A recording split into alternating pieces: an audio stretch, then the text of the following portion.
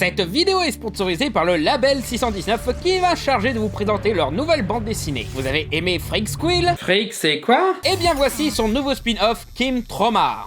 Mais en fait, je connais pas ton Freaking Squill là, donc je risque pas de comprendre ton spin-off. Non mais t'inquiète, y a pas besoin de lire Freak Squill pour comprendre Kim Trauma. Oh bah cool alors. Dans un monde surpeuplé de super-héros, des établissements scolaires leur apprenant à maîtriser leurs pouvoirs ont recours à des infirmeries adaptées, comme le Trauma Center, qui aident autant physiquement que psychologiquement les jeunes super-héros. Composé d'une infirmière Magical Girl, d'un psychologue qui a un mini-frère siamois diabolique, et surtout Kim la tatoueuse, qui après avoir mangé un hamburger, renforce son corps pour aider les super-héros à exorciser les aspects toxiques de leur personnalité. Ah ouais, forcément, une BD où manger un hamburger te donne des super-pouvoirs, ça te parle toi. Ouais, tout comme toi, tu regardes Dr House et Rick et Morty pour te convaincre qu'être un connard ça te rend intelligent, hein. Cette équipe peu orthodoxe aide les étudiants de leur université autant à guérir leurs bras cassés que leur peur de l'avenir, mélangeant inspiration comics et manga, montrant un aspect original sur un univers fascinant et utilisant l'imagerie de ses références comme une allégorie intelligente pour parler de troubles psychologiques et sociaux, le tout avec de super dessins au style versatile et des personnages amusants. Kim Trauma est disponible en librairie et s'il vous plaît, n'hésitez pas à découvrir Freak Squill. Merci à Aaron et au Label 619 pour le sponsor et bonne vidéo à tous.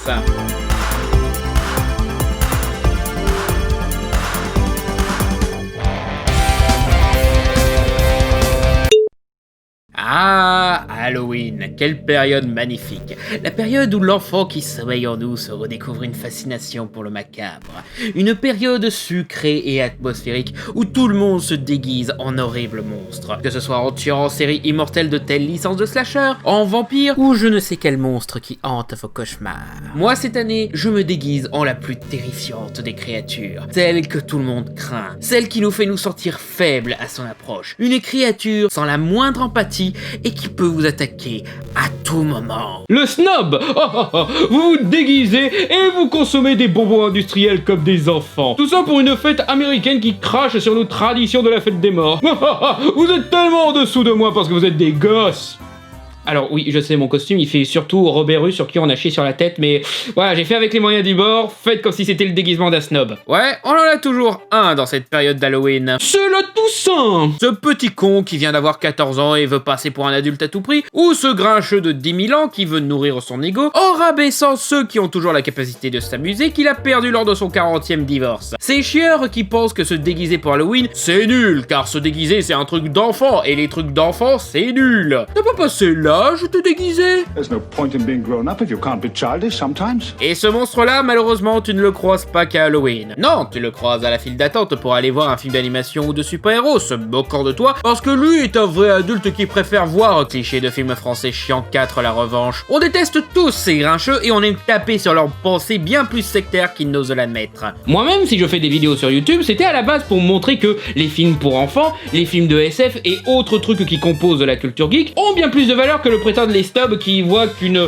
masse sans fond bon qu'à vendre des produits dérivés. Comme je l'ai démontré avec une vidéo sur Lego Batman, tu peux être littéralement un film existant que pour vendre des jouets et être quand même profond avec un vrai propos pertinent. Et beaucoup ont ce même idéal, car on peut voir beaucoup de vidéos ou même sur internet à base de « Ah ouais, tu penses que les dessins animés c'est pour enfants? Eh bien voici une séquence gore de tel animé !» Alors bien sûr, je comprends ceux qui font ce genre de création. Moi-même, j'en faisais à une certaine époque. Le problème, c'est que c'est un discours qui participe au problème plus qu'autre chose. Oui, je me mets dans l'eau par rapport à mes trucs de l'époque, ouais, bien sûr. Certes, c'est une bonne chose de montrer que l'animation peut servir à autre chose que du Disney et des comédies DreamWorksiennes. Mais déjà, le gore, bof, pour prouver la maturité du médium. Ça peut montrer une rébellion d'adolescents, mais pas forcément de la maturité. Des trucs comme Persepolis, J'ai perdu mon corps ou La Tortue Rouge sont plus parlants de la maturité que peut avoir le médium, parlant de politique, de guerre, de questionnement existentiel, et utilisant les possibilités de l'animation pour renforcer une narration, une imagerie, etc. C'est nécessaire de montrer que non, l'animation, ce n'est pas que des trucs familiaux. Et on peut faire des milliards d'autres trucs. Faites des films d'action d'animation, vous n'imaginez pas à quel point ce serait parfait. Mais ce que je veux dire, c'est que ce genre de réponse participe au vrai problème. Stigmatiser les fictions dites pour enfants. Alors oui, c'est très facile d'assumer que ce qui est pour enfants est forcément nul quand on voit certains exemples populaires. Certes, ce n'est pas un moi moche à méchant ou je ne sais quel Bob le bricoleur qui vaut le coup d'être défendu, mais ce sont juste des programmes médiocres. Et soyons honnêtes, les vieux aussi ont des programmes affreusement médiocres. Il y en a autant, voire plus. Tout ce qui est séries policières du dimanche, telenovela, qu'est-ce qu'on a fait au bon Dieu et tout. Je ne sais pas pour vous, mais pour moi, c'est du bisounours pour vieux tout ça. Du monotone de remplissage pour les cases horaires de France 3 et TF1. Mais surtout, il y a des films et des séries pour enfants qui non seulement sont excellents, mais sont carrément des chefs-d'œuvre qui méritent d'être défendus. Les films de Miyazaki en sont un parfait exemple. Même ses films les plus basages, comme Mon voisin Totoro ou Pogno sur la falaise, sont très agréables pour un public plus âgé grâce à leur charme, leur créativité et surtout leur fabrication exemplaire. Même les films Pixar que beaucoup considèrent comme étant du Ghibli américain, il fut un temps, ils ont non seulement une exécution exemplaire, mais aussi une utilisation intelligente de leur concept pour parler de thèmes complexes de façon créative, accessible et universelle. Même Disney lui-même, on adore retenir Disney Channel et autres trucs du genre pour pouvoir faire nos boomers, mais Disney classiques comme Bambi, Fantasia, Pinocchio et La Belle et la Bête sont des réussites artistiques et bourrées de qualités bien plus admirables que filmer du réel. Je veux dire, c'est bien, hein, ça demande pas mal de boulot et de savoir-faire, bien sûr, mais c'est pas un but en soi. Faut que tu me racontes quelque chose avec ce réel que tu nous montres là. J'y avais pas pensé. Non, et puis c'est pas parce que c'est pour enfants que c'est forcément dénué de toute sensation forte, hein. Mais pas besoin d'aller dans le gore d'animé ou de films d'animation européens obscurs comme Felidae ou Watership Down, hein. Encore une fois, ça aide pas le débat. Ils sont très bien en soi ces films, hein, bien sûr, mais on passe à côté du sujet. T'as pas mal de Pixar percutants et douloureux, par exemple, genre le sous-estimé et le voyage d'Arlo, ça y va pas avec les pincettes au niveau drame, et ça a même quelques moments violents. Même Monstre Academy, on peut y voir une leçon de cinéma d'horreur bien plus pertinente que la majeure partie des films d'horreur habituels. Les premiers films de Don Bluth aussi, des histoires de souris qui parlent et qui mènent des aventures palpitantes, bourrées de matière cauchemardesque, entre le sentiment d'abandon et de faiblesse de Fievel et le Nouveau Monde, ou dans Le Secret de Nîmes, le chat monstrueux, le garde terrifiant, le putain de hibou, les araignées, les morts, le sang, putain. T'as vraiment peur et mal pour la petite Brisby qui veut juste sauver son enfant malade, et qui doit se débrouiller seul car son mari est mort. Putain, mais c'est un vrai drame ce truc. Pour les enfants? C'est pas pour rien que beaucoup font des classements des moments les plus effrayants dans les films pour enfants, surtout les Disney. Car au-delà de l'âge auquel on a vu ces films, ces moments sont, encore une fois, bien plus terrifiants que la majeure partie des films d'horreur actuels. Sans déconner, j'aime pas mal de films d'horreur, mais enlève Hérédité, et j'ai pas de moment qui m'a autant traumatisé que l'épisode de Sonic le Hérisson où il fait un cauchemar où la femme qu'il aime se fait transformer en robot. C'est pour ça que moi, les quelques films que j'aime bien revoir pour Halloween, bah, ce sont principalement des films pour enfants, comme L'étrange Noël de Mr. Jack, ou L'étrange pouvoir de Norman, ou même les mignons Hotel Transylvania. Il y a aussi Monster House, mais j'ai pas encore le Blu-ray dessus là. Parce que je trouve l'approche enfant qui s'amuse et s'émerveille aux côtés des monstres et le côté conte horrifique bien plus halloweenesque que juste un slasher qui se passe durant Halloween. Je ne crache pas sur le Halloween de John Carpenter, hein, bien sûr, il est excellent. C'est juste que pour moi, c'est un excellent slasher plus qu'un excellent film sur une fête. Halloween 3, par contre... Et ça, c'est pour la partie violente et horreur. Mais la partie drame, putain, combien de moments dévastateurs émotionnellement on a dans les films pour enfants. Pareil, des tas de tops sur les moments tristes des films Disney prouvent que t'as plus de moments arrivant à faire pleurer les gens dans les trucs pour enfants que dans la plupart des drames sur la guerre, le deuil et autres. Vice versa m'a bien plus fait pleurer que La Liste de Schindler, et pourtant lui aussi c'est un très bon film. Ces films-là ne prennent pas leurs spectateurs pour des cons. C'est ça le secret. Que ce soit pour gosses ou pour adultes, tu n'as pas à prendre ton spectateur pour un con. Beaucoup pensent que seuls les films pour enfants prennent leurs spectateurs pour des débiles parce que pour eux c'est impensable que l'on puisse considérer les enfants comme intelligents ou les adultes comme bêtes. Qui est un petit peu normal comme façon de penser de la part d'un snob. Alors qu'en vrai on peut même trouver des films pour enfants qui ont un thème politique bien mieux mené que n'importe quel Ridley Scott. Voire des films d'Oliver Stone. Aucune attaque envers ce dernier, hein, c'est juste pour montrer que certains sont bons à ce point. Quoi, Ridley Scott? Les Happy Feet, au-delà de l'apparence de films pour enfants mercantiles sur des manchots qui dansent sur des chansons populaires, a un vrai message sur le combat contre les dogmes, l'équilibre de la nature, l'antidiscrimination, et même une imagerie invoquant des réflexions sur l'univers, confrontant l'infiniment petit à l'infiniment grand. Les Indestructibles sont tellement bourrés de messages politiques que ça mériterait un Fermella essai, et même les Babes, en plus d'avoir des passages durs, le 2 met carrément en scène une rafle. Non, sérieusement, regardez Babe 2, vous serez surpris de la portée sociale du film. Réalisé par le mec qui a fait Mad Max Fury Road. Non, sérieusement, les Happy Feet, pareil. C'est un truc que j'adore appeler le test de Spielberg. Si tu es aussi bon pour faire un film pour enfants qu'un film pour adultes, tu es donc un grand réalisateur. Par exemple, les sœurs Wachowski passent le test, Robert Rodriguez passe pas le test. Et oui, Zootopie, pas besoin d'expliquer pour celui-là. Ce film donne même des leçons à des films célébrés aux Oscars pour parler de racisme.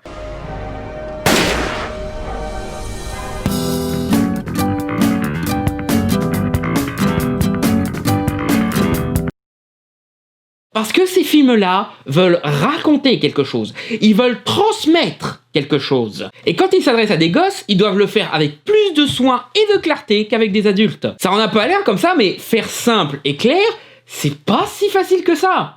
En tant que youtubeur qui a du mal à faire des vidéos de moins de 30 minutes ces derniers temps, je peux vous dire que c'est dur de faire simple. Faire compliqué, à la limite, c'est facile quoi. Il y en a même certains qui se reposent sur l'aspect complexe pour compenser le fait qu'ils ont bâclé tout le reste, comme les personnages, l'histoire, etc. Ils se contentent de balancer toutes leurs idées et voir lesquelles s'accrochent aux arbres. Mais faire du simple, faire du classique, faire du clair, ça demande de synthétiser, ça demande de maîtriser, et donc ça demande des efforts. Mamoru Hosoda avait dit dans une interview où il expliquait ses difficultés quand il a tenté de faire le film Le Château Ambulant, avant que Miyazaki reprenne les rênes, j'avais cette sorte de posture un peu adolescente. Je souhaitais réaliser des choses très sophistiquées, extrêmement sombres et classieuses. Je me disais que j'allais faire des œuvres tourmentées pour pouvoir faire passer un message. Mais en fait, en travaillant sur Le Château Ambulant, je me suis aperçu que c'était beaucoup plus gratifiant de faire passer un message en allant vers la rondeur et la simplicité. Même si ça a l'air plus classe, la complexité et les tourments ne permettent pas d'atteindre le public avec autant d'impact. La simplicité est le meilleur des vecteurs pour faire passer un message. Faire un film visant un public adulte,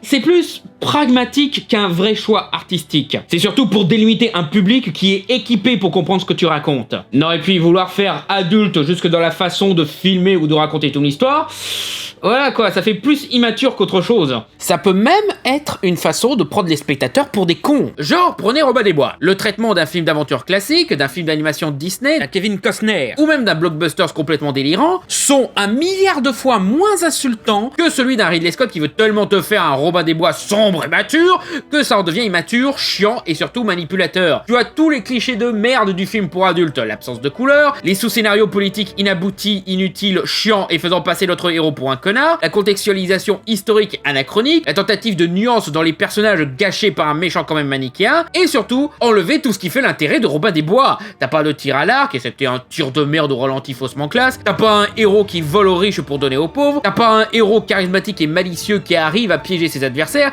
t'as même pas une bonne romance, non, t'as juste une connasse qui fait passer Robin pour son mari pour pas perdre ses terres. Parce que moi, adulte, moi pas croire en l'aventure, les causes nobles, les héros, ou même en l'amour. C'est pour les enfants ça. Bah bravo Scotty, t'as fait le pire film Robin des Bois jamais réalisé. Et c'est aussi ça le pire dans ce refus d'être enfantin, le refus de croire. Mais si tu veux croire en rien mec, va pas au cinéma.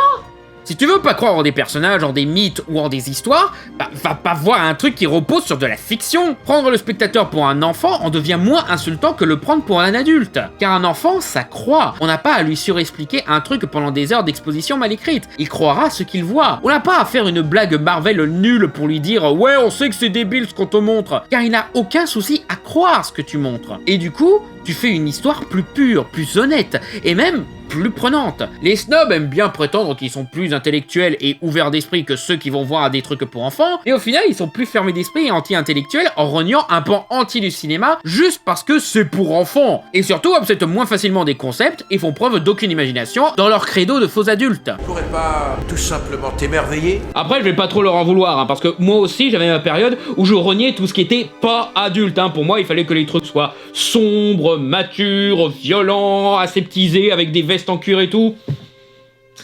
J'avais 14 ans à cette époque.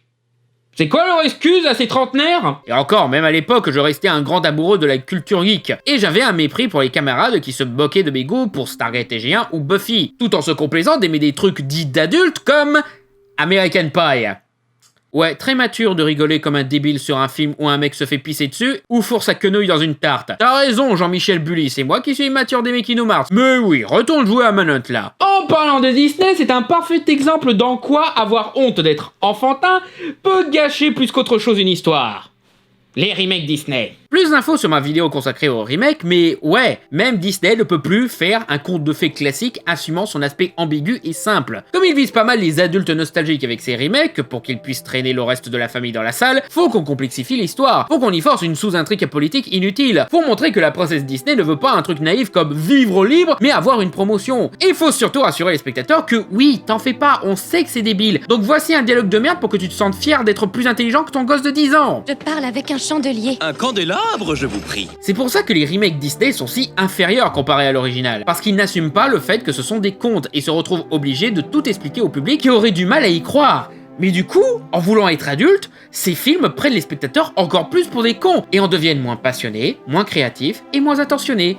Bah oui, tu passes la moitié du film à dire que ton truc est débile, forcément, hein. De l'autre côté, leur série d'animation s'adressant aux enfants et assumant leur univers enfantin, leur style graphique coloré et créatif, et se focalisant plus sur le fait de rendre les personnages touchants au lieu de trop les expliquer, sont de bien meilleure qualité, et bien plus intéressants artistiquement. Même au niveau thématique, en comparaison des remakes Disney, ces séries ont des thèmes universels parfaitement traités et mieux incorporés, que ce soit les relations sociales, comment gérer les conflits personnels complexes, montrer que certains méchants sont juste des êtres paumés qu'on a indirectement blessés, et qui s'agrippent à la seule branche qu'ils trouvent pour survivre dans tel milieu social, les traditions d'un autre temps qui demandent trop à la nouvelle génération, même les thèmes LGBT, c'est 1000 fois mieux traité dans All House que dans toutes les tentatives timides des films Disney qui pourtant veulent autant plaire aux adultes qu'aux enfants. Certains ne s'en rendent pas compte, mais on est actuellement en plein âge d'or des séries d'animation américaines. Des séries comme Steven Universe, She-Ra, Kipo, Hilda, même un truc comme Lego Elves a droit à un traitement digne. Des séries qui non seulement apportent une variété de styles et une créativité sans limite, mais aussi offrent des personnages, des émotions, des histoires et des thèmes 1000 fois mieux traités que la plupart des séries pour adultes. J'ai plus de chances de pleurer devant DuckTales que devant Game of Thrones malgré tous ces moments dramatiques. Je trouve plus de personnages mieux écrits dans Gravity Falls que dans la saga de l'été de cette année qui repose pourtant sur la psychologie des personnages tragiques. Je trouve des messages plus intéressants dans un Amphibia que dans n'importe quelle série policière essayant d'avoir une morale artificielle pour conclure un épisode. Et ça, si c'est pas du travail et de la qualité de créer des mondes riches et de rendre des personnages touchants, de rendre une thématique accessible sans être lourd et d'offrir des moments qui te font pleurer,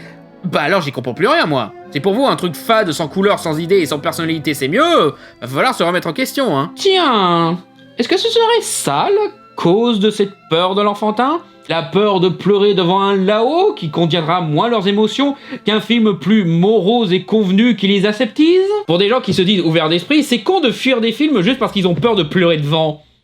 Ils ont vraiment besoin de regarder vice-versa, ceux-là. Hein. Après, je ne crache pas pour autant sur tous les films pour adultes. Non, bien sûr, il y a d'excellents films et des chefs-d'œuvre qui visent avant tout un public adulte, bien sûr. C'est juste que comme il y a une différence entre un programme pour enfants et un programme exploitant la naïveté des enfants, il y a une différence entre un programme pour adultes et un programme exploitant l'envie de maturité des adultes. Pour enfants ne veut pas dire immature et pour adultes ne veut pas dire mature. Prenez Batman. J'adore son traitement dans les dessins animés destinés aux enfants. Mais même là, t'as de la variété de tons différents, comme la sombre et haletante série Batman de Bruce Timm et Paul Dini, ou le purement fun et chamarré Batman l'Alliance des héros. Mais j'adore tout autant son traitement adulte, que ce soit celui qui fait du dark torturé tout en assumant d'être fantaisiste comme le Batman de Burton, que le Batman plus complexe, terre-à-terre et politique de la trilogie de Nolan. Mais il y a des dérives enfantines, comme Batman et Robin, et des dérives pseudo-matures, comme le All-Star Batman de Frank Miller. Ce que je veux faire comprendre, c'est que le plus important, c'est l'exécution, pas le style, comme je l'avais expliqué dans ma vidéo des films dark. Ça sert à rien d'opposer l'enfantin et l'adulte. On peut aimer des films délirants assumant leur imaginaire fou, comme Promare, et un film politique dur, comme Dark Waters. Et